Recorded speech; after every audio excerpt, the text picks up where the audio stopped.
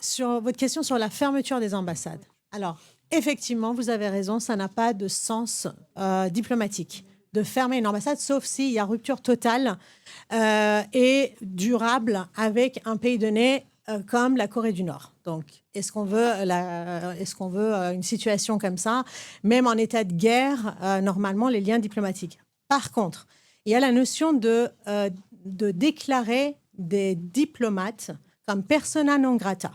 Ça, c'est quelque chose qui est prévu par la Convention de Vienne. Dans quel cas, et la France serait souveraine sur cette décision, c'est quand ces personnes-là, par exemple, comme l'ambassadeur d'Iran à Paris, est directement lié aux gardiens de la Révolution, aux Rhodes, etc. Donc ça existe et c'est malgré le passeport diplomatique, on peut le renvoyer et l'exclure. Donc ça, c'est quelque chose qu'on peut demander et d'ailleurs, c'est très souhaitable.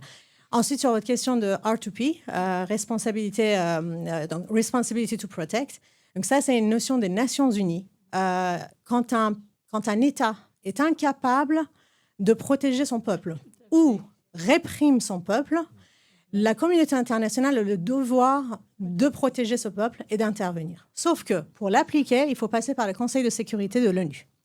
Et donc, de faire voter et ne pas avoir le veto de la Russie et de la Chine. En revanche, donc on sait qu'on ne pourra pas l'appliquer au niveau du Conseil de sécurité de l'ONU pour l'Iran. En revanche, de demander aux Européens de soutenir le principe de R2P permet à la communauté internationale, et d'ailleurs ça c'est quelque chose que je n'ai pas précisé, c'est hyper important, quand on demande le soutien de l'Occident, il ne faut pas oublier l'importance du multilatéralisme.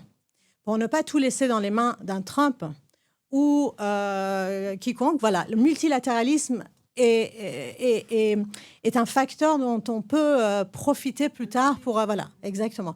Donc, de défendre le principe de R2P, c'est très important.